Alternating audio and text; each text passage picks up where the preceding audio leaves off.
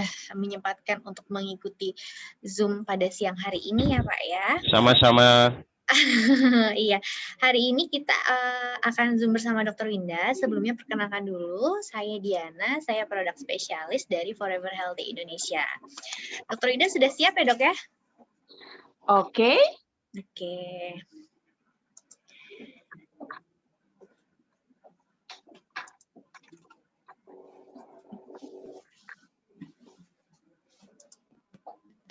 Sudah terlihat di layar dok? Oke, udah kelihatan? Sudah ya.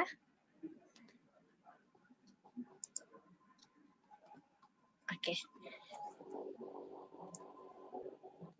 Oke, silakan ya dok. Oke. Iya, selamat siang untuk teman-teman FHI semuanya. Terima kasih untuk waktunya. Udah mau join lagi nih kita, ya, sharing-sharing lagi dengan topik kita hari ini adalah tentang diabetes mellitus. Mungkin ada yang sudah pernah ikut presentasi ini, mungkin ada yang belum. Jadi buat yang belum pernah, biar untuk menambah wawasannya. Untuk yang sudah pernah, biar makin mantap lagi wawasannya. Oke? Gitu ya. Nah, sekarang ini kita akan bawakannya itu tentang diabetes mellitus. Siapa sih yang nggak tahu diabetes mellitus? Kayak diabetes mellitus itu semua tahu ya. Familiar pasti dengan diabetes mellitus. Cuman kadang-kadang tuh masih pengetahuan tentang diabetes mellitus itu masih ngambang. Sebenarnya ini kasusnya gimana sih diabetes mellitus itu gitu ya. Nah, di sini akan kita bahas. Slide. Nah, pertama-tama harus tahu dulu diabetes mellitus itu apa. Jadi diabetes mellitus itu sebenarnya teman-teman itu bukan penyakit. Ya, diabetes mellitus itu bukan suatu penyakit, tapi dia adalah suatu sindroma sebenarnya, ya. Suatu sindroma di mana itu merupakan suatu kumpulan dari gejala-gejala yang timbul kalau seseorang itu mengalami peningkatan kadar gula atau glukosa darah akibat bisa karena kekurangan insulin baik yang absolut maupun relatif. Nah, jadi kondisi itu, kondisi kadar gula yang tinggi, lalu timbul gejala, kumpulan gejala-gejala ini, itulah yang disebut dengan diabetes mellitus. Ya, jadi makanya sebenarnya kenapa dia tidak bisa, sebenarnya bukan suatu penyakit juga ya, bisa dibilang bukan suatu penyakit, tapi lebih ke suatu sindroma, ya, kumpulan gejala, gitu. Nah, ini diakibatkan karena tadi ya, kadar gula yang meningkat. Biasanya kadar gula ini meningkat, memang kan kita kalau kadar gula meningkat itu kan ya habis makan, ya kadar gula naik gitu kan. Pasti naik gitu, ada saatnya kadar gula kita naik. Tapi untuk kasus diabetes di sini, itu dia naiknya, meningkatnya bukan gara-gara baru habis masuk asupan gula. Tapi karena ketidakmampuan, kegagalan dari tubuh untuk memindahkan kadar gula dari dalam darah ke dalam sel. Transfernya gagal karena kekurangan insulin. Nah, kurang insulinnya ini penyebabnya bisa macam-macam. Itu bisa relatif aja atau bisa juga absolut. Nanti kita bahas lebih lanjut ya. Slide.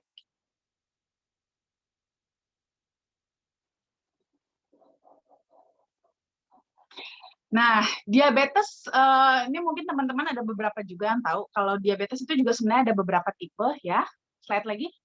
Jadi ada tipe 1 dan ada diabetes tipe 1, ada diabetes tipe 2, ada gestasional diabetes, dan juga ada tipe-tipe lainnya. Gitu. Jadi ada beberapa tipe sebenarnya untuk tipe diabetes. Nah, di sini nanti kita akan bahas terutama itu adalah familiar untuk diabetes tipe 1 dan tipe 2 ya. Nanti bedanya apa sih di tipe 1 dan tipe 2 ini? Gitu. Nanti ini akan lebih karena ini yang lebih banyak kita temukan terutama yang tipe 2. Gitu ya, itu yang akan lebih banyak kita bahas. Tapi sebenarnya basically ini kondisinya tetap sama, hanya beda dari based on waktu, kejadian, dan juga penyebabnya. Slide. Nah, gejala-gejala, tanda-tanda nih, kalau kita tuh sudah mulai naik gula darah yang sudah mulai mengarah kepada diabetes. Jadi bukan hanya naik gula darah kebetulan aja gara-gara kebanyakan makan manis, enggak ya, tapi yang memang sudah memberikan efek gejala klinis. Nah, ini itu contohnya, biasanya itu polidipsi namanya. Jadi bawaannya tuh haus terus. Haus kayak mungkin kalau teman-teman tuh sering umpamanya kayak kita habis makan yang tinggi mecin gitu ya, makanan yang banyak mecin kan bawaannya aus gitu kan. Nah ini seperti ini juga mirip gitu ya. Lah, tapi cuman ini bedanya bawaannya hausnya berlebihan gitu. Agak bawanya baru minum aus lagi. Padahal mungkin tidak ada reasonnya, tidak ada penyebabnya. Kalau tadi kan kita haus karena habis makan makanan yang banyak mecinnya ya wajar gitu kan. Nah ini enggak, kita tidak ada makan makanan yang banyak mecinnya, terus juga udara juga bukan udara yang panas, kita lagi nggak kegerahan gitu kan, tapi bawaannya haus terus. Nah ini waspada juga ya. Terus ada poliuri. Poliuri itu artinya banyak kencing. Nah banyak kencing juga kita wajar kalau banyak minum. Cuman di sini kenapa dia bisa menjadi gejala klinis? Karena kejadian banyak kencingnya itu justru pada malam hari. Di mana kan pada malam hari itu kita kondisinya ada tidur. Kalau tidur kan kita nggak minum, ya kan? Nah, itu. Jadi kita tidur, tapi kita tidak minum, tapi bawaannya pengen kencing terus. Nah, itu juga waspada, hati-hati. Itu tanda-tanda diabetes. Tapi biasanya untuk poliuri ini juga bisa ada diagnosa bandingnya ya. Bisa juga kepada prostat juga mungkin juga. Jadi ada beberapa kemungkinan gitu ya. Nanti bisa ada tes lebih lanjut. Terus juga ada polifagia. Jadi bawaannya tuh banyak makan karena bawaannya tuh cepet lapar. Gitu ya, gampang lapar. Cuman biasanya kita kalau umpamanya dikit-dikit lapar, dikit-dikit lapar, terus kita makan terus. Biasanya kan harusnya kita jadi gemuk, ya kan? Tapi di sini kasusnya itu kita padahal banyak makan, tapi malah berat badan kita itu menurun secara drastis. Jadi bukan sedikit demi sedikit, tapi menurun secara drastis. Nah ini juga kita bisa mensuspek jangan-jangan kita sudah mulai mengalami diabetes mellitus. Terus juga kalau kita tes urin itu urinnya itu mengandung gula ya, jadi glukosuria. Slide. Terus juga badannya lemah, cepat lelah. Padahal tadi kita banyak makan. Harusnya kan kita kalau banyak makan harusnya bertenaga dong. Tapi ini malah bawaannya malah lemas. Terus nafasnya tuh bau keton. Nah ini mungkin agak susah dideskripsikan nih ya. Baunya tuh seperti ada aroma fermentasi gitu. Nah, gitu ya. Nanti mungkin kalau ada teman yang mengalami diabetes, yang terutama yang tidak terkontrol ya, coba diaromakan, dicium bau nafasnya itu itulah kira-kira nafas bau keton gitu ya. Nah, terus ini yang paling sering juga nih, kesemutan. Nah, kesemutan yang biasanya juga diiringi dengan mulainya baal ya, mati rasa baik pada jari-jari tangan maupun kaki yang biasanya juga suka disertai juga dengan rasa gatal-gatal. Nah, inilah nanti yang biasanya nih bisa berkembang karena sudah mulai gampang kesemutan, terus baal. Jadi kalau ada luka tuh suka nggak nyadar. Nah, akhirnya lukanya makin lama tidak dirawat karena nggak tahu kalau ada luka di situ. Akhirnya lukanya malah bisa makin berkembang sampai akhirnya malah jadi komplikasi. Yang biasanya suka kita ngomong itu diabetes basah. Nah, itu karena ini sebenarnya ya. Terus juga mulai penglihatan kabur dan juga ini tadi ya, kalau udah luka itu sulit sembuhnya karena kadar gula yang tinggi. Slide. Dan juga bisa juga sampai jadi akibatnya impotensi ataupun bahkan gairah seksnya juga menurun. Slide. Nah, kok bisa sih sebenarnya? Jadi kejadiannya bagaimana sih sebenarnya pada tubuh kita sampai akhirnya kondisinya seperti ini? Nah, inilah sebenarnya letak perbedaan antara diabetes tipe 1 dengan diabetes tipe 2. Nah, di sini memang dua-duanya adalah karena kegagalan insulin. Bedanya, kalau pada diabetes tipe 1, itu memang insulinnya yang diproduksi itu kurang, gitu ya. Jadi itu normalnya di dalam tubuh kita, pada saat gula darah kita tuh tinggi, gitu kan, itu akan ada rangsangan dari otak ke pankreas kita untuk mengeluarkan insulin. Supaya nanti si insulin ini membuka kuncinya di dalam sel kita, membuka pintunya, supaya nanti gula darah di dalam pembuluh darah kita itu bisa berpindah masuk ke dalam sel. Nanti masuk dalam sel barulah dimetabolisme menjadi energi. Seperti itu. Akhirnya nanti jumlah kadar yang ada di dalam darah lama-lama jadi turun karena pindah berpindah seperti itu. Nah, kasusnya pada diabetes tipe 1, pada saat terjadi rangsangan dari otak ke pankreas yang memang yang tidak sanggup untuk memproduksi jumlah insulin yang dibutuhkan. Makanya terjadi insufficient insulin. Itulah kasus pada tipe 1 diabetes. Ini biasanya memang gagalnya sudah pada pankreasnya ya, dalam artian memang sudah ada masalah pada pankreas, dan biasanya orang-orang yang mengalami diabetes tipe 1 ini justru biasanya dialami dari muda ya. Jadi memang sudah ada kecacatan organ gitu. Jadi memang sudah ada cacat bawaan dan masalahnya terutama di pankreasnya, sehingga terjadilah diabetes tipe 1 ini. Bedanya kalau pada diabetes tipe 2, pankreasnya sih sanggup pas dirangsang sama otak, diproduksi insulinnya diproduksi cukup. Tapi insulin yang diproduksi itu nggak bisa connect ke gembok yang ada di dalam sel kita. Sehingga pintunya nggak bisa dibuka, dan gula darah yang di dalam darah kita itu nggak bisa berpindah dari pembuluh darah ke dalam sel. Sehingga akhirnya menumpuklah di dalam pembuluh darah kita. Ibarat kata nih, simpelnya, seperti kalau seandainya nih kita gerbang tol. Nah, seperti gerbang tol nih. Gate-nya mungkin ada banyak. Kalau yang tipe 1, bedanya orangnya yang kurang. Nah, tapi kalau yang tipe 2, orangnya ada ya, tapi tidak bisa melakukan transaksi. Sehingga akhirnya macet deh. Jadinya ya, antrian panjang ya untuk masuk ke dalam jalan tol, jadi susah dan akhirnya macet. Itulah hal yang terjadi pada pembuluh darah kita. Beda untuk tipe 1 dan tipe 2. Dan untuk yang tipe 2 ini kenapa akhirnya bisa begitu? Karena tadi ya, kadar gula darah yang berlama-lama tinggi di dalam darah, lama-lama si gula darah itu dia merusak sel kita, termasuk pintu masuknya. Ya, termasuk tadi si gemboknya itu ikutan rusak, sehingga pada saat insulin mau masuk jadi nggak connect. Nah, jadi makanya kenapa sebaiknya memang kita harus menjaga kadar gula darah kita tuh jangan kelamaan tinggi, karena semakin lama dia tinggi di dalam darah kita, maka semakin banyaklah yang dirusak oleh gula darah tersebut. Slide.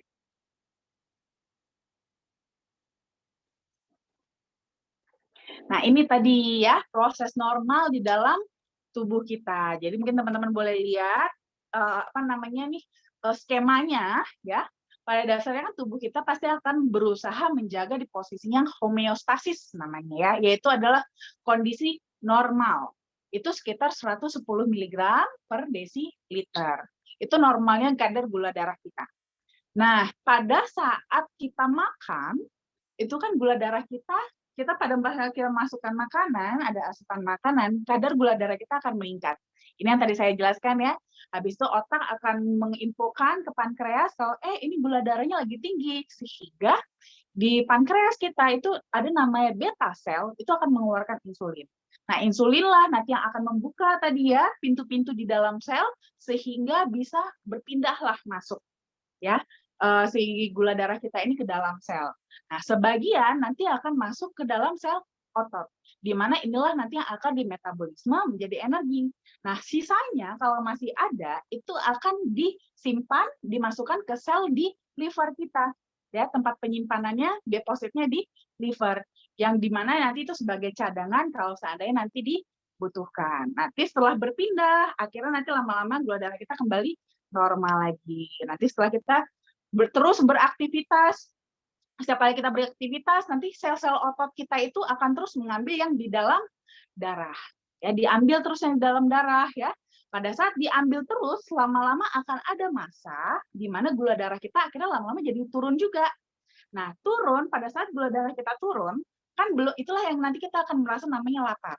Tapi kan belum tentu kita langsung makan. Nah, untuk penanganan awal apa yang dilakukan tubuh kita? Otak akan menstimulasi pankreas kita, tapi kali ini yang distimulan adalah ada namanya alpha cell. Tapi di pankreas juga ya. Nah, kali ini alpha cell itu akan mengeluarkan ada namanya glukagon. Nah, glukagon ini yang buka pintu penyimpanan di liver. Nah, di liver inilah tadi yang tadi sempat kita simpan, kelebihan dari asupan sebelumnya, itu akan dikeluarkan lagi ke dalam darah, supaya kadar gula darah kita akhirnya jadi kembali normal lagi. Begitu terus siklusnya. sampai nanti akhirnya kita makan dan balik lagi, ya, seperti itu. Slide. Nah, sekarang gimana nih kondisinya kalau seandainya kita udah terlanjur gula darah kita tinggi?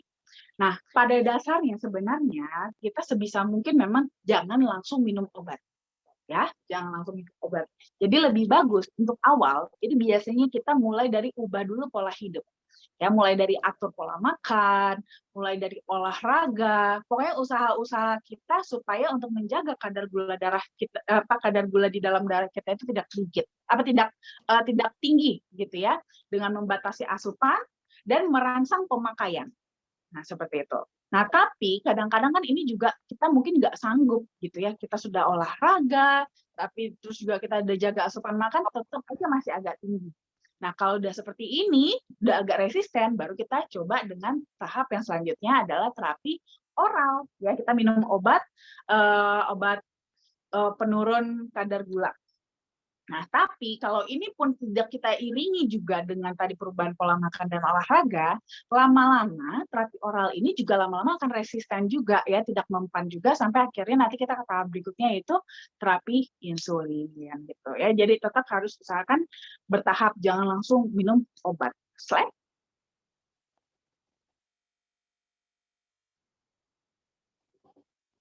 Nah, ini kali ini kita perkenalkan flavanol, di mana dia diambil dari ekstrak biji kakao yang mengandung 80% kokoa flavanol. Slide. Nah, kalau kita ngomongin soal flavanol ini dia merupakan salah satu dari 6 kategori flavonoid yang juga merupakan subkelas dari polifenol. Nah, kalau kandungan flavanol ini kita sering konsumsi, apalagi kandungan flavanolnya yang tinggi pada kokoa, itu ternyata terbukti secara klinis. Itu bermanfaat untuk fungsi, terutama fungsi kardiovaskular kita. Jadi kalau kita mengkonsumsi kokoa flavanol dalam waktu singkat, ya, kita akan mendapatkan efek terutama dilatasi pembuluh darah. Jadi pembuluh darah kita akan mengalami pembesaran. Sehingga ini efeknya adalah akan memperlancar sirkulasi darah kita. Nah, bahkan kalau kita konsumsinya dalam jangka panjang, kita juga dapat mendapatkan efek antioksidannya, gitu ya, di mana itu sangat perlu sekali di dalam tubuh kita untuk menyokong terutama sistem imun kita juga. Nah, tapi untuk mendapatkan kandungan flavanol yang tinggi juga nggak gampang. Harus menggunakan metode ekstraksi yang tepat, baru kita bisa dapat kandungan flavanol yang tinggi, walaupun dengan dosis yang sedikit. Slide. Nah, kalau untuk yang penderita diabetes, itu biasanya gimana nih kita lakukannya? Nah, biasanya ini ada beberapa juga penelitian-penelitian yang sudah dilakukan juga ya untuk case diabetes ini. Jadi ada juga ternyata dari hasil penelitian, itu kalau kita memberikan intervensi diet ya dengan menggunakan produk kakao yang mengandung flavanol yang tinggi, terutama pada kita ya manusia, itu ternyata menunjukkan efek yang menguntungkan, terutama pada oksidasi LDL, agregasi trombosit, sensitivitas insulin, fungsi endotel, dan juga tekanan darah. Nah, kasusnya tadi pada pasien yang diabetes, kita tahu kan kondisi kadar gulanya itu dia tinggi dalam jangka waktu yang berulang dan juga dalam berkepanjangan, gitu kan? Nah, kadar gula itu dia sifatnya juga bisa mengoksidasi. Nah, karena dia beroksidasi, karena kadar gulanya tinggi, itu dia cenderung bisa berikatan dengan nitric oxide. Nah, nitric oxide teman-teman udah tahu fungsinya untuk apa kan? Untuk dilatasi pembuluh darah. Nah, cuman gimana sih nitric oxide ini bisa mendilatasi pembuluh darah kita kalau seandainya dia berikatan dengan gula darah. Sehingga akhirnya stok nitric oxide habis. Nah, inilah makanya akhirnya mulailah bermasalah dengan pembuluh darah kita. Pembuluh darah jadi sempit, terus juga kita jadi lebih gampang untuk rusak pembuluh darahnya, ya, terjadi oksidasi LDL, dan yang lain-lain. Akhirnya nanti berembet kemana-mana masalahnya. Nah, ternyata berdasarkan hasil penelitian, setelah 30 hari kita mengintervensi diet dengan menggunakan kokoa flavanol yang di sini kalau berdasarkan penelitiannya itu memberikannya itu di atas dosisnya 371 mg flavanol 3 kali sehari. Itu berarti 371 itu kira-kira kurang lebih sekitar 5 mg ya, 5 mg kokoa flavanol 3 kali sehari.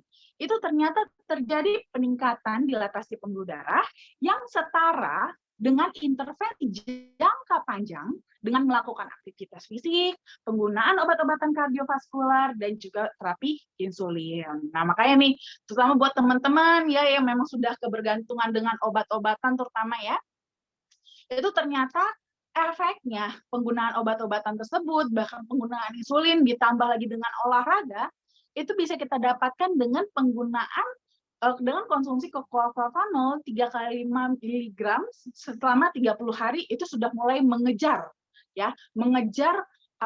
kondisi tubuhnya. Peningkatan dilatasi pembuluh darahnya sudah kita kejar gitu ya efeknya. Ditambah lagi nanti tinggal kita teruskan biar semakin membaik lagi. Slide.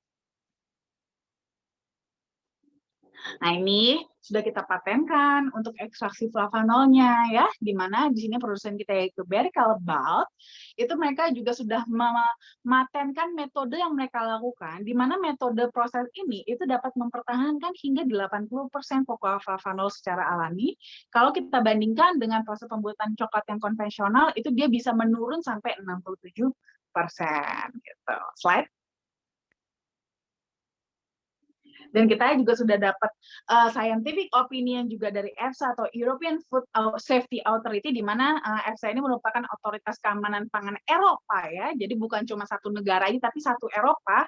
Ibaratnya kalau di Indonesia itu kayak BPOM gitu ya.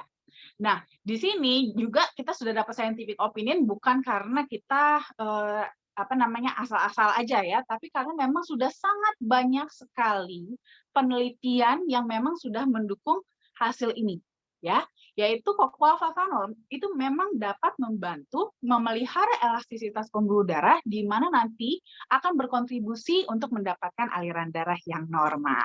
Slide.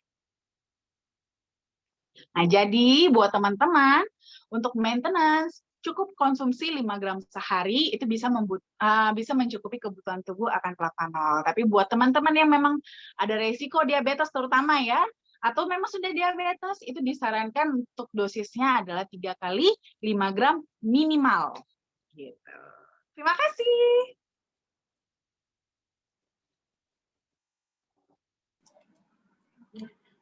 Oke. Baik, terima kasih Dokter Winda untuk presentasinya luar biasa sekali ya dok ya. Mungkin bapak-bapak, ibu-ibu ada yang ingin bertanya seputar kesehatan atau seputar tentang produk atau seputar tentang diabetes kepada Dokter Winda, bisa langsung menyalakan mikrofonnya atau melalui kolom chat. Namun sebelum saya bacakan untuk pertanyaannya, saya akan memberikan informasi.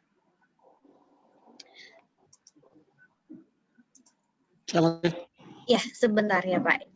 Sebentar ya Pak ya.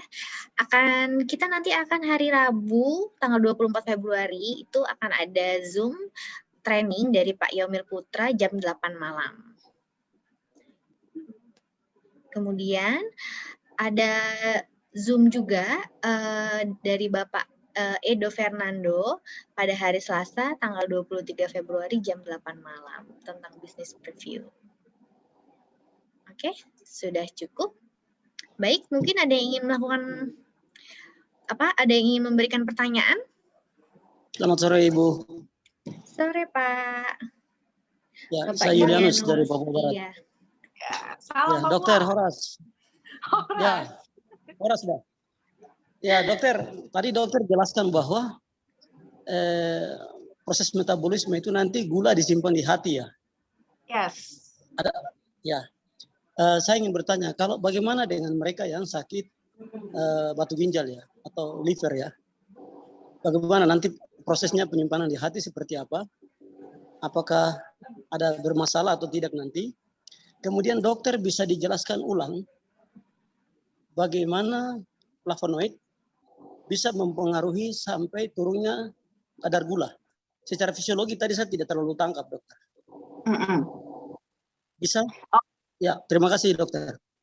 Oke, ya Pak Julianus. Jadi gini, memang jadi liver itu merupakan organ utama untuk penyimpanan, tapi tidak hanya di liver saja, bisa di mana aja, tetap bisa di mana aja, bisa. Makanya kan kita kalau seandainya, biasanya kalau kita naik berat badan, yang pertama membesar itu kan terutama perut, karena memang penyimpanan utamanya adalah di liver. Tapi bukan berarti tidak ada area tempat penyimpanan yang lain. Nah, itu tapi prinsipnya tetap sama ya, tetap bisa. Jadi kalaupun mengalami masalah di liver, ya berarti dia nanti akan tempat penyimpanannya bisa di tempat lain. Tapi biasanya ya, orang yang sudah punya masalah di liver, itu juga dia biasanya memang cenderung kadar gulanya juga menurun, dan memang kadar lemaknya juga menurun. Ya, jumlah lemak dalam tubuhnya juga biasanya menipis karena tadi kan kondisinya dalam kondisi sakit sehingga sel-selnya pun secara satuan sel-selnya sendiri itu membutuhkan asupan yang lebih banyak, jadi itu consume energinya juga lebih tinggi, makanya biasanya simpanan-simpanan itu cenderung habis. Makanya biasanya kalau kita mau lihat orang-orang yang mengalami masalah di livernya itu cenderung malah kurus gitu, justru bukan menggemuk tapi malah mengurus, cuman mungkin buncit karena biasanya justru karena ada penumpukan cairan. Nah, gitu. Jadi biasanya malah habis ya, bukan tersimpan karena kurang justru biasanya. Nah, lalu tadi untuk yang hubungan ya, cocoa flavanol dengan kadar gula bagaimana hubungannya? Nah, di sini cocoa flavanol itu dia kan tadi perannya itu dia ada peran sebagai antioksidan juga. Nah, jadi cocoa flavanol perannya sebagai antioksidan itu dia meminimalisir oksidasi di pembuluh darah kita, meminimalisir oksidasi di pembuluh darah pada sel-sel di pembuluh darah kita, sehingga sel yang tadinya tadi kan sebab saya jelaskan di dalam sel kita itu ada pintunya, ada pintu dan gemboknya. Nanti di mana gemboknya ini itu bisa itulah nanti yang akan dibukakan kuncinya oleh insulin. Insulin itu seperti kunci dan di dalam sel kita itu ada gemboknya. Nanti ada pintu yang akan dibukakan. Disitulah nanti akan terjadi transfer. Disitulah pintu masuk pintu masuk dan keluarnya gula gitu ya, dari dalam maupun keluar dari sel kita. Nah, di sini kasusnya si gembok ini ibaratnya namanya juga gembok ya, kita imagine aja kalau seandainya gembok kita nggak terawat, sering kena basah, kena radikal bebas, terjadi oksidasi, kan bisa berkarat. Kalau berkarat kita masih bisa buka gemboknya nggak? Udah lebih susah. Nah, seperti itu. Sama juga halnya pada di dalam pembuluh darah kita. Kerjanya demikian. Jadi si kadar gula yang tinggi ini itu membuat gembok di dalam sel kita akhirnya jadi karatan. Sehingga insulin kita itu pada saat dia mau membuka gemboknya, itu dia nggak mau kebuka gemboknya. Susah. Akhirnya pintunya nggak bisa kebuka, tidak terjadi transfer. Gulanya nggak bisa masuk ke dalam sel. Nah, itulah yang dijaga oleh cocoa flavanol. Di mana flavanol itu dia punya manfaat tadi antioksidan. Asalkan kita mengkonsumsi jangka panjang ya. Tadi kan juga hasil penelitiannya kan dia adalah konsumsinya itu 30 hari seenggaknya. 30 hari baru mulai memberikan efek ya. Efeknya itu baru benar-benar terlihat setelah 30 hari konsumsi. Di situ dia menjaga oksidasinya supaya si gembok tadi tidak karatan, sehingga pada saat insulin dikeluarkan, insulinnya dari dalam pembuluh darah ke dalam sel, sehingga nanti kadar gula darah yang di dalam pembuluh darah lama-lama bisa turun secara bertahap. Jadi bukan manfaatnya sebagai penurun penurun kadar gula ya. Jadi peran cocoa flavanol itu bukan sebagai penurun kadar gula, tapi dia mengembalikan fungsi yang sebenarnya dari si insulin dan meningkatkan sensitivitas terhadap si insulinnya supaya insulinnya itu bisa efek. Begitu kerjanya. Bagaimana Pak Julianus? Terima kasih dokter, sangat mengerti. Siap. Terima kasih. Oke, baik, terima kasih dokter. Jawabannya luar biasa sekali ya dok ya. Selanjutnya saya akan membacakan dari kolom chat dari Ibu Tazia. Saat konsumsi flavanol untuk obat dokter, apa bisa dibarengi atau di stop? Apakah harus ada jarak saat minum obat dokter dan flavanol? Silakan dok. Oke, pada dasarnya, nah ini juga ya, pada dasarnya sebenarnya nggak ada masalah sih kalau kita konsumsi barengan. Cuman kalau kita konsumsi barengan, terus terjadi reaksi, kita nggak tahu ini yang bereaksi yang mana. Obat dokter kah atau flavanol kah? Makanya biasanya yang kita anjurkan itu konsumsinya diberi jarak waktu. Nah, biasanya yang kita anjurkan itu konsumsi flavanol terlebih dahulu, 2 jam sebelum jadwal minum obat. Supaya nanti kan, karena kan memang kan peran flavanol juga dia lebih ke seperti kalau kita lagi di jalanan tuh kayak for rider gitu ya, buat bukain jalan. Nah, jadi biar flavanolnya dulu masuk, terus dia membuka jalan, membuat dilatasi pembuluh darah kita. Setelah itu baru kita minum obat, supaya obat-obatan kita ini bisa sampai di tempat yang ditargetkan dengan lebih efektif. Seperti itu. Oke, baik dok. Kemudian, ini tadi ada yang mau bertanya ya, Bapak John? Ya, ada. Bapak John? Oke, selamat sore, dok. Iya, sore dok. Sore, Bapak. Saya dari Makassar ya. Saya mau Oh, nanya dari gini. Makassar. Ya, saya mau nanya gini. Ini yang diperbaiki, ya ini apa istilahnya, ini yang rusak ini sel pembuluh darahnya atau ada juga kerusakan pada sel pankreas. Nah, itu yang pertama. Yang kedua, jika ada kerusakan sel, artinya bahwa sel itu kan perlu diregenerasi, ya kan? Nah, saya sih saya baru join kemarin. Nah, saya baca itu ada yang dari hasil penelitian bahwa dia penggunaan selama 30 hari dia akan meningkatkan kalau nggak salah 2 kali lipat aktivitas stem cell. Nah, yang dimaksud sini meningkatkan aktivitas stem cell ini apakah dia aktivitas dalam arti meregenerasi atau dalam arti lain? Oke. Nah, seperti itu ya. Oke, itu aja dok. Oke, thank you ya. Iya. Nah, untuk yang pertanyaan pertama dulu ya. Ya.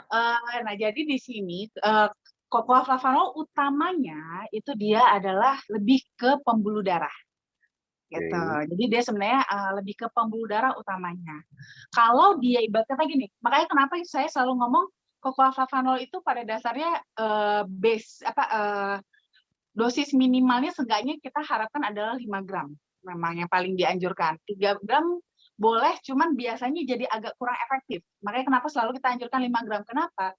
Karena konsumnya di pembuluh darah saja sudah banyak. Kalau kita mau mengharapkan dia dapat juga ke area lain, kita berarti harus memberikan yang lebih banyak lagi. Konsumsi kita harus lebih banyak lagi. Karena untuk pembuluh darah sendiri aja bisa dibilang pembuluh darah adalah sel yang paling banyak ya, karena sangat luas sekali pembuluh darah kita. Jadi konsumsinya terhadap antioksidan, terhadap cocoa flavanol itu juga butuhnya sebenarnya lebih banyak. Nah, kalau mau kita sharing lagi ke area-area lain seperti tadi pankreas, terus atau mungkin sel saraf atau sel-sel lainnya, otomatis kita harus menambah lagi kuotanya, ibaratnya seperti itu. Bukan nggak bisa ke pankreas, bisa saja, tapi akan kembali lagi tergantung kuota yang kita masukkan. Seberapa banyak kita konsumsi cocoa flavanolnya. Tapi target utamanya tetap adalah prioritas di pembuluh darah, gitu ya. Nah, kalau yang untuk pertanyaan kedua tadi, katanya setelah konsumsi 30 hari bisa meningkatkan aktivitas stem cell. Di sini memang betul. Jadi perannya adalah untuk regenerasi. Jadi kenapa kok bisa dia meningkat aktivitasnya? Justru karena tadi efek antioksidannya tersebut. Stem cell kita, kenapa sih kok makin bertambah usia, itu justru semakin tidak aktif. Justru sebenarnya karena adanya banyaknya kadar radikal bebas di dalam tubuh kita. Sifat radikal bebas itu adalah merusak. Nah, kalau stem cell kita rusak, gimana dia mau berfungsi? Bagaimana dia mau bekerja? Nah, disitulah peran dari cocoa flavanol ini. Perannya sebagai antioksidan, itu dia melindungi sistem sel kita ini supaya tidak banyak dirusak oleh radikal bebas. Dengan cara mengikat radikal bebas tersebut. Sehingga sistem sel itu bisa bekerja dengan lebih baik. Dengan lebih baik, sehingga efektivitasnya pun otomatis, aktivitasnya pun jadi lebih meningkat dibandingkan pada saat diganggu oleh radikal bebas. Nah, di sini jelas ya, peran stem cell kan terutama adalah untuk regenerasi. Makanya kenapa mungkin kesannya ini seperti kok cocoa flavanol bisa sih buat penyakit A, B, dan C. Kenapa bisa? Sebenarnya dia bukan untuk menerapi ke arah sana gitu ya, tapi dia lebih ke support aja. Support di mana tadi di tempat-tempat krusial, yaitu tadi di stem cell-nya, di sirkulasi darahnya, di mana itu sangat esensial sekali untuk segala macam masalah di dalam tubuh kita. Gitu. Jadi perannya lebih ke sana. Jadi sebenarnya itu adalah efek plus ya, efek tambahan aja, bukan menjadi efek utama. Jadi regenerasi, jadi istilahnya gini, dia efek apa utamanya itu adalah mendilatasi ya sel pembuluh darah. Nah, kemudian lalu kemudian yang lainnya misalnya seperti regenerasi itu hanya efek tambahan gitu kan. Artinya betul. Yang kayak kulit menjadi bagus itu kan juga tambahan. Yes. Satu lagi dok, saya mau tanya. Ini flavanol ini ya, produk ini apakah dia masuk kategori obat, suplemen, atau makanan? Gitu. Nah, kalau di sini sebenarnya dia lebih masuk itu kategorinya suplemen. Oke, I see. Karena gini, saya mau coba hubungkan dengan motonya Hippocrates ya. Jadikan makananmu sebagai obat gitu. Dan jadikan obat sebagai makananmu. Nah, makanya itu saya tanya tadi apakah ini suplemen atau memang dia makanan gitu loh. Artinya makanan sehat. Jadi ibaratnya sama kalau kita makan buah gitu. Ya kan, jadi misalnya kita makan pisang yang tinggi kadar magnesiumnya ya. Jadi untuk pada orang-orang biasanya sih yang poliuria gitu lah. Ya. Jadi dia masuknya di suplemen ya. Bisa juga. Sebenarnya dikatakan makanan juga bisa sih. Tapi tidak bisa dikatakan obat. Dikatakan makanan masih boleh, dikatakan suplemen juga masih boleh. Karena kalau kita bilang makanan, masalahnya bentuknya sudah bukan bentuk makanan lagi ya. Kalau makannya kan harusnya bentuknya masih aslinya. Makan biji koko aja kita harusnya kan seperti itu. Tapi ini kan maksud sudah. Saya gini dok, maksud saya gini. Jadi dia sebenarnya makanan yang untuk yang mensupport gitu loh. Makanan yang mensupport dari makanan kita sehari-hari, tetapi dia bisa berfungsi sebagai obat gitu loh. Efeknya berfungsi seperti obat kan, misalnya kan kayak vitamin B-neurotropik itu kan rata-rata itu kan untuk orang diabetes kan bagus. Nah, dia kan dalam kondisi dalam dosis tertentu dia kan bisa berfungsi untuk membantu memperlancar aliran darah ke saraf perifer juga gitu kan? Iya. So, ya. Betul. Oke, itu aja dok. Thank you jawabannya. Sama-sama Bapak John. Terima kasih Pak John dan Dr. Winda untuk jawabannya. Selanjutnya saya akan membacakan kembali pertanyaan dari kolom chat ya dok ya. Oke. Dari Ibu Regina Putri. Selamat siang Ibu Dokter, saya izin bertanya untuk konsumsinya bagi penderita diabetes sebelum atau sesudah makan. Terima kasih dan bolehkah diminum bareng dengan obat atau campuran lainnya? Silakan Dr. Winda. Oke, kalau untuk diabetes sebenarnya sih sebelum atau sesudah makan sih nggak ada masalah. Tapi memang paling bagus itu sebelum makan. Jadi berarti dia memang lebih ke preparation ya. Jadi dia bersiap-siap untuk nanti menghadapi kondisi pada saat kita makan gula darah meningkat. Jadi dia mempersiapkan terlebih dahulu gitu. Jadi memang sih the best-nya sih kita minumnya sebelum makan.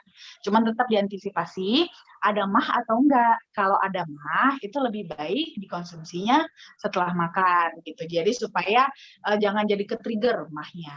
Tapi kalau nggak ada mah sebelum makan lebih bagus. Dan sama tadi ya, lebih boleh minum dengan obat, tapi kalau bisa diberi jarak seenggaknya 2 jam. Oke, baik. Terima kasih Dr. Winda. Kemudian dari Ibu Ulan, selamat siang Dr. Winda. Tadi disebutkan bahwa salah satu gejala adanya penyakit diabetes adalah adanya sakit gatal.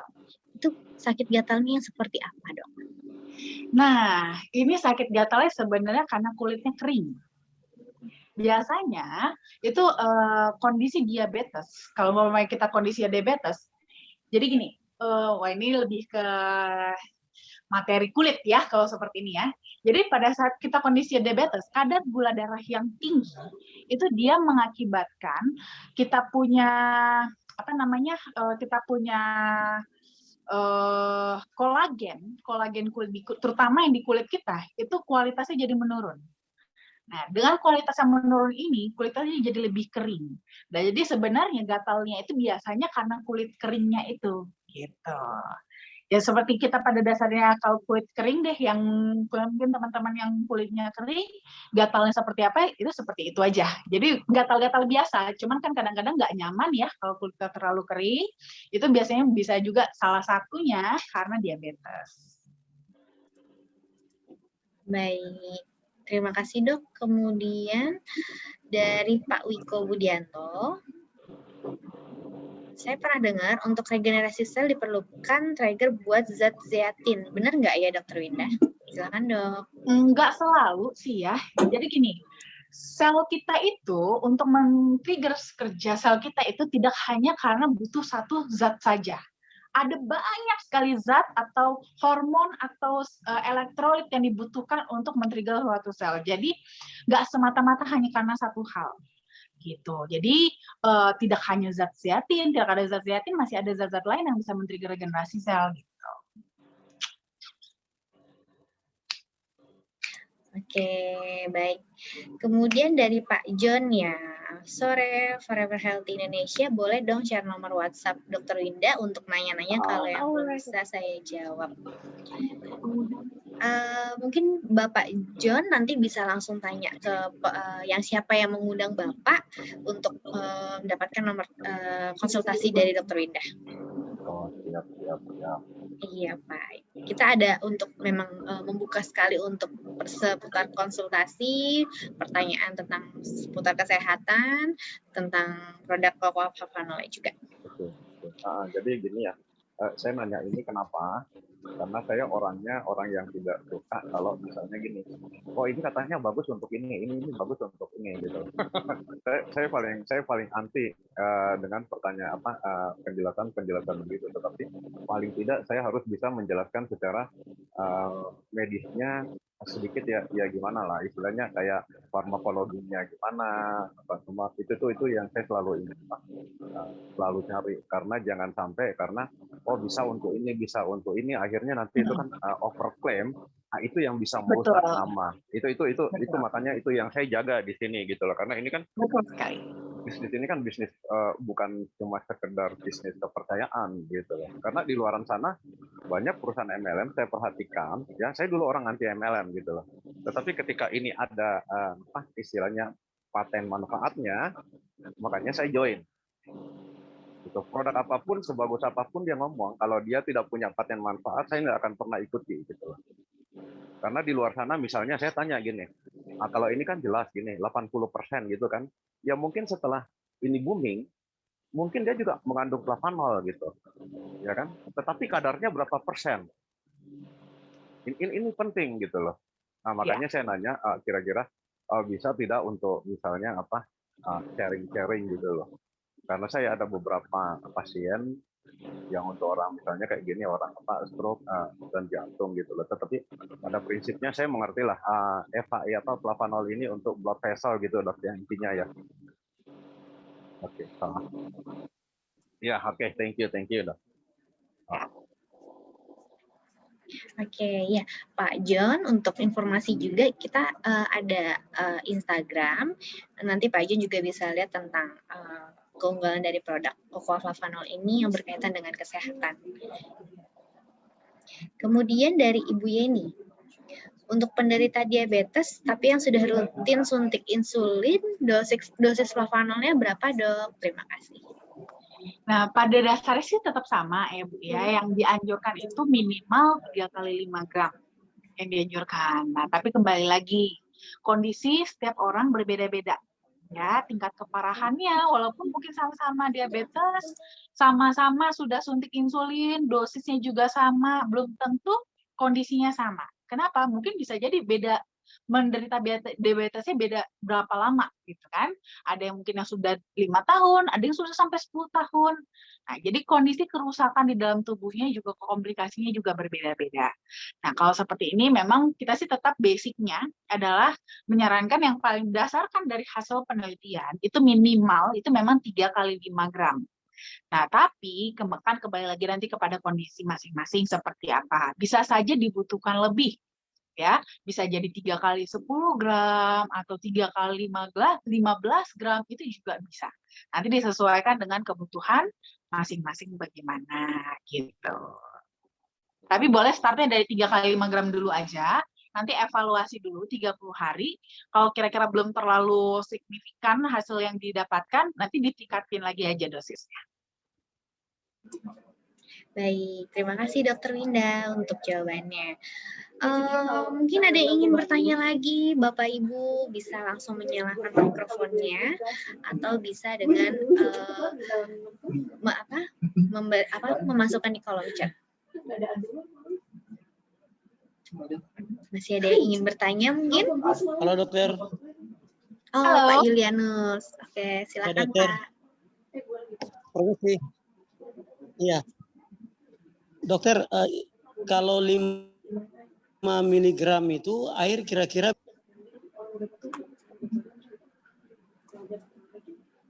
Gimana, Pak? untuk dosisnya itu? Gimana? Kalau disarankan kan kita awalnya kan flavonoid 5 miligram. Betul. Airnya kira-kira berapa mililiter ya? Pada dasarnya sih sebenarnya bebas, Pak. Itu kan soal hanya masalah keenceran aja. Tapi biasanya beberapa orang lebih suka sih untuk airnya mungkin sekitar di 150 biasanya. Supaya biasanya biar masih ada taste coklatnya masih terasa, aromanya juga masih terasa. Karena kadang-kadang kalau terlalu encer, rasanya agak hilang aja gitu, jadi lebih hambar. Nah, cuman kalau yang mungkin kurang suka dengan nggak tahan lah dengan rasa pahitnya, karena kan itu dia rasanya agak pahit ya. Kalau yang nggak tahan, nggak biasa dengan rasa pahitnya, tapi nggak mau juga minum yang manis, boleh dibikin lebih encer, nggak apa-apa. Dibikinnya agak lebih encer aja supaya jangan jadi terlalu pahit. Gitu. Oh ya, dokter izin. Saya biasa satu sendok makan, kemudian air sekitar 300 ml gitu. Memang rasa coklat bagus, kemudian pahit juga bagus. Tapi efeknya bagaimana? Tidak ada pengaruh atau gimana, dok? Karena banyak air itu nggak mempengaruhi sih, Pak. Karena kan itu kan hanya sekedar pengencer aja ya. Jadi air mau seberapa banyak itu sebenarnya basically nggak ngaruh. Yang penting kita minum semua aja. Jadi benar-benar tuh mempengaruhi itu di takaran si kokoflavanolnya aja. Apakah 1 sendok teh, 1 sendok makan, nah lebih ke situnya aja. Kalau airnya hanya sekedar pengencer aja sih, jadi nggak terlalu ngaruh. Lebih ke taste aja kalau untuk airnya seberapa banyak. Oh gitu. Oke, dokter. Kemudian ada pertanyaan lagi. Cuma saya mau ingin yakin aja. Ada yang bertanya bahwa bagaimana flavonoid bisa mempengaruhi penyembuhan penyakit kaki gajah gitu. Oke, kalau kaki gajah itu dia lebih ke infeksi sih Pak, sebenarnya ya. Jadi kaki gajah itu infeksi. Jadi di sini peran flavanol itu hanya untuk sifat antiinflamasinya aja. Jadi supaya nggak terlalu bengkak, itu doang. Tapi tidak akan selesai masalahnya kalau infeksinya tidak diatasi dengan pengobatan. Gitu. Jadi tetap harus dilakukan pengobatan. Nanti baru dikombin dengan kokoflavanol supaya nanti ya untuk mempercepat inflamasinya biar bengkaknya nggak terlalu bengkak. Terus juga biar nanti recovery-nya juga bisa lebih cepat, lebih ke sana gitu. Oke, dokter, terima kasih. Sama-sama, Pak Yulianus. Terima kasih, Pak Yulianus dan Dr. Winda. Mungkin ada yang ingin bertanya lagi untuk bapak-bapak atau ibu-ibu yang mau bertanya tentang kesehatan, bertanya tentang produk, boleh bisa langsung menyalakan mikrofonnya atau bisa. Oke, saya mau nanya lagi, Dr. Winda. Ya, silakan Pak Jo. Ini kan rasanya pahit ya. Bagi saya sih nggak apa-apa rasa pahitnya gitu ya.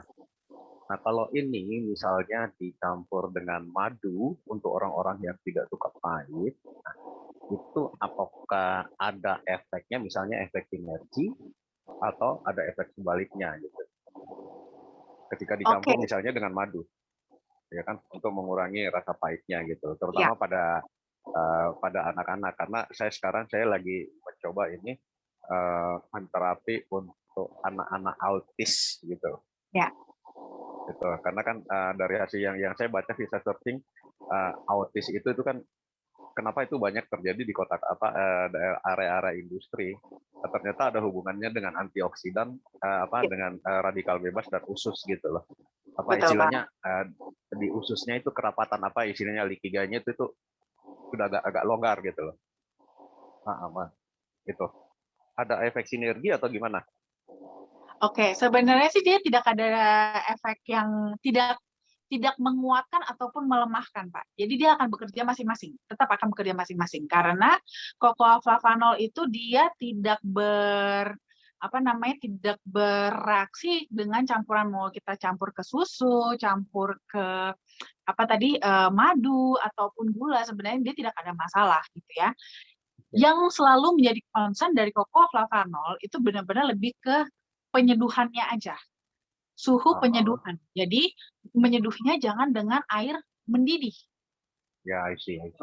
Ya, jadi lebih ke situ aja. Mau campurnya nanti dengan susu kah atau dengan madu itu bebas, nggak ada masalah. Dia tidak akan melemahkan ataupun jadi menguatkan flavanolnya. Dia akan tetap seperti itu aja.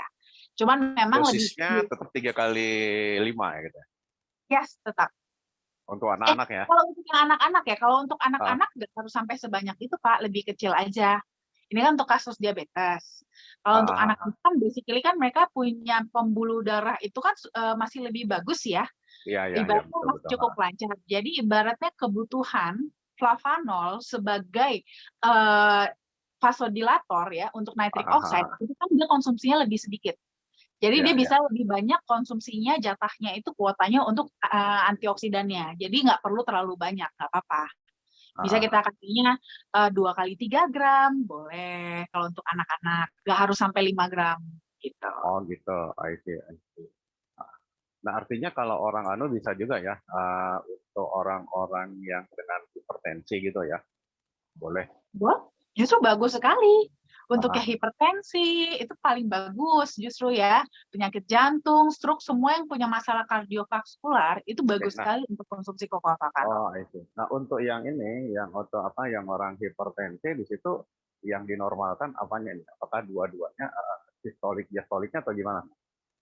Itu barengan Pak, sistolik diastolik. Nanti sama-sama akan menurun. Jadi adanya perbedaan antara tensi sistolik dengan diastolik itu biasanya kalau seandainya memang dia punya masalah di jantungnya. Nah, ada masalah di jantungnya biasanya menurunnya hanya salah satu. Tapi kalau di hipertensi yang secara umum itu pasti seiring bareng. Sistolik dan diastoliknya sama-sama naik dan sama-sama turun. Biasanya seperti itu.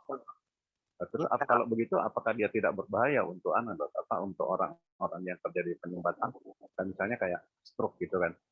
Karena kan dengan pembuluh darahnya lebih bagus, otomatis ketika dipompa itu kan alirannya kan lebih bagus gitu.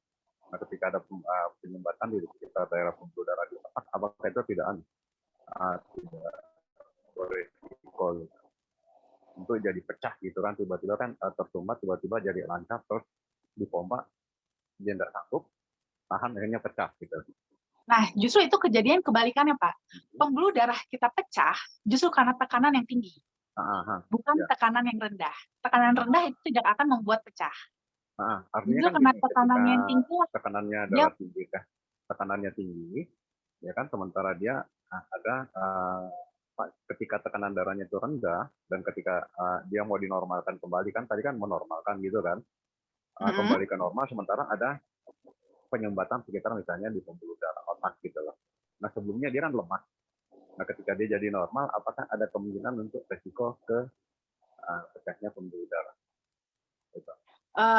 Jadi gini, sebenarnya ini paling enak nanti kalau Bapak ikutin yang pas sesi memang tentang ini ya, tentang stroke atau tentang stroke ya. Jadi memang lebih jelas. Cuman ini saya lebih singkat aja.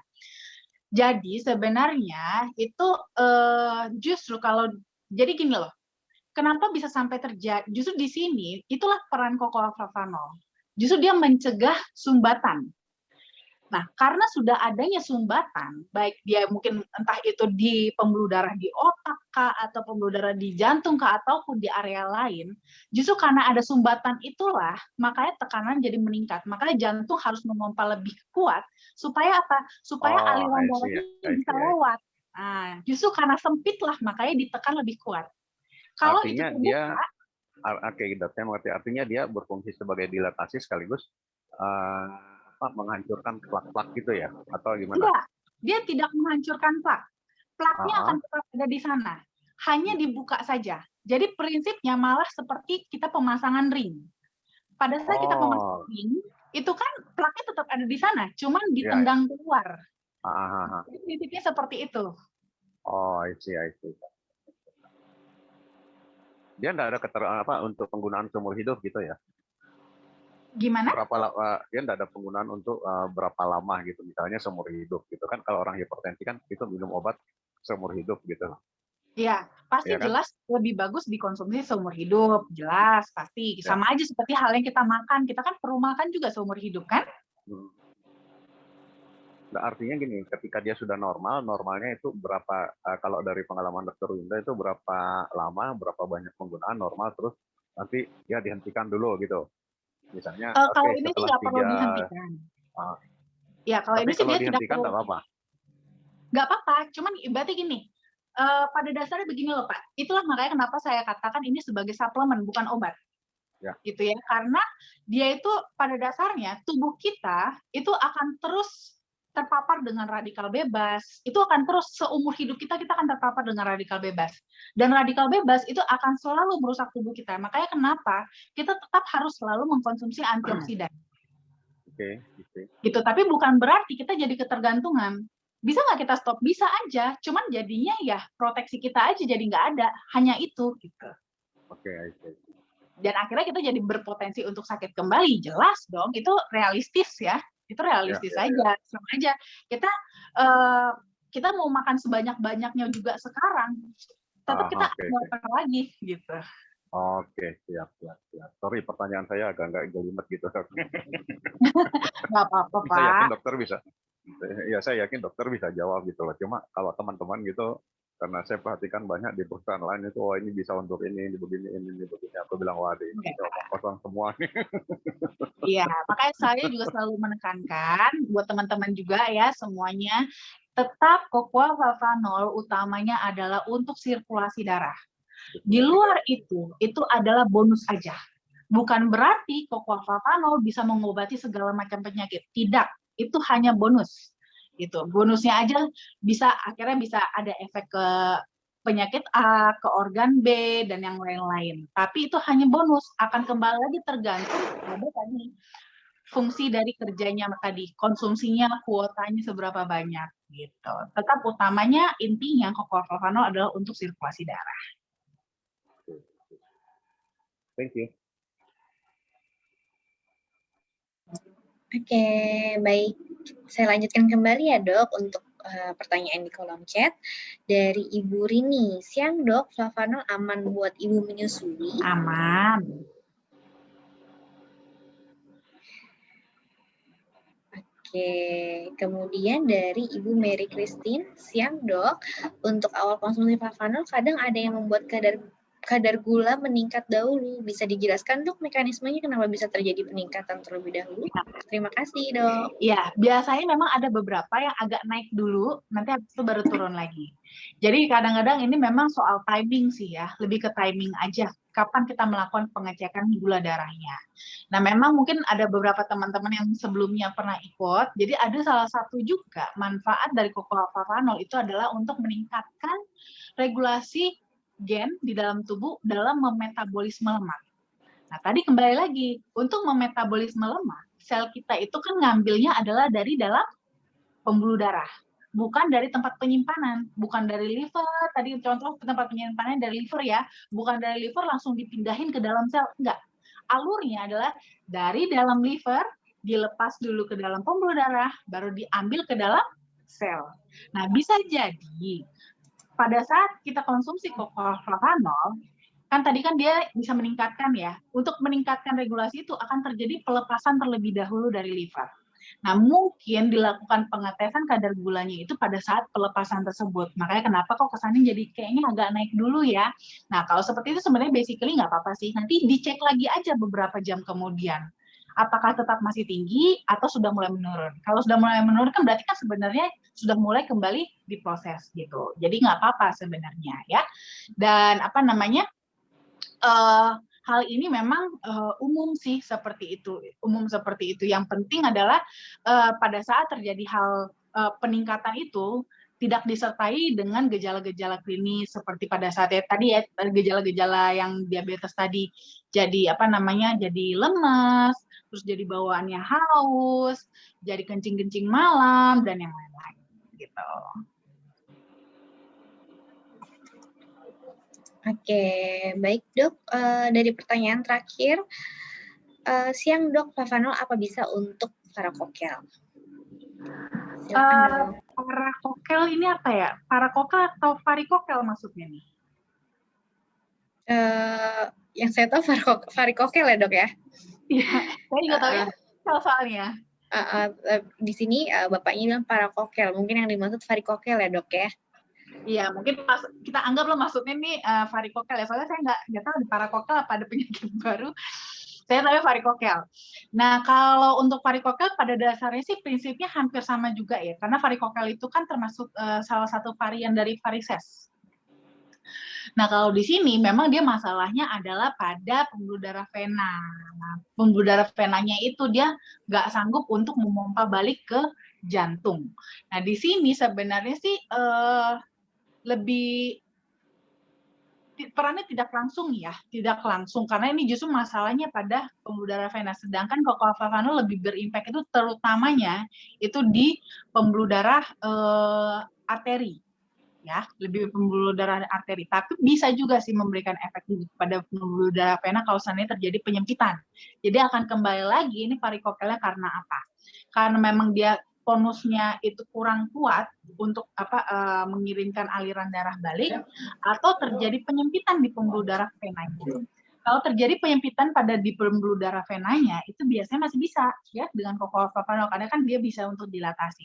Tapi kalau seandainya karena memang kurang kuat aliran darah baliknya ke arah jantung dari si venanya ini, nah itu biasanya itu nantinya ada respon tubuh sendiri sih ya. Respon tubuh sendiri dengan mendorongnya dengan penambahan aliran. Ini agak ribet sih saya menjelaskannya. Kurang lebih sih seperti itu ya. Nah, jadi kalau varikokel itu masalahnya lebih kepada katup. Jadi itu saya kebetulan nggak ada gambar pembuluh darah sih ya, jadi agak-agak susah imagine-nya. Jadi tuh kayak, jadi gini teman-teman, mungkin kalau bisa imagine masing-masing ya, pembuluh darah vena kita itu seperti aliran satu arah. Jadi ada katupnya. Jadi kalau nanti alirannya masuk, ada darah kita didorong ke atas, itu tapi dia nggak bisa turun. Nah, jadi nanti pada saat buka, itu akan naik, habis itu turun. Seperti ini.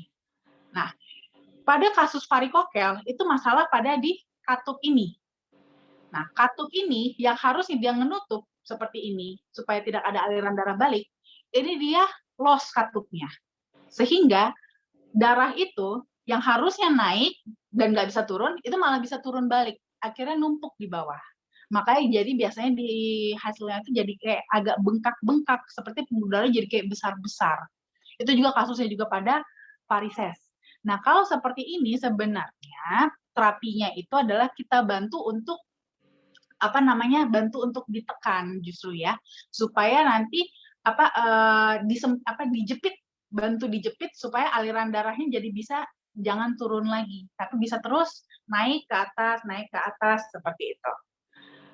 Biasanya sih kalau seperti ini, kalau seandainya varisesnya di kaki, itu biasanya ada seperti karet ya, pemakaian kayak kaos kaki karet gitu.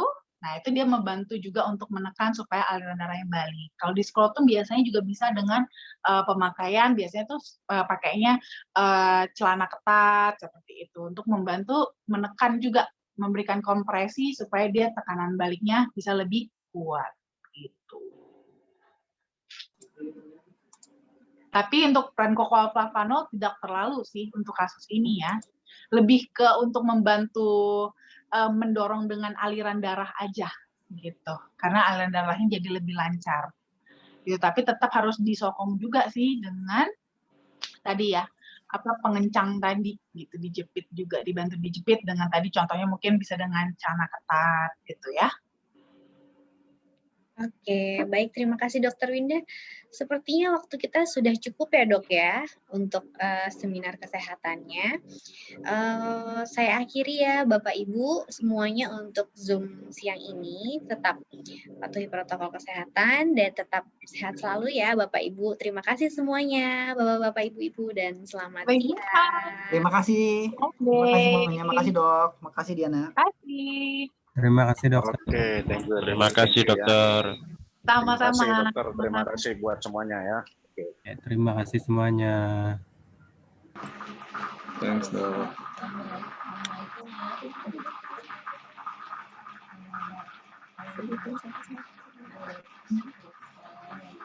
Assalamualaikum.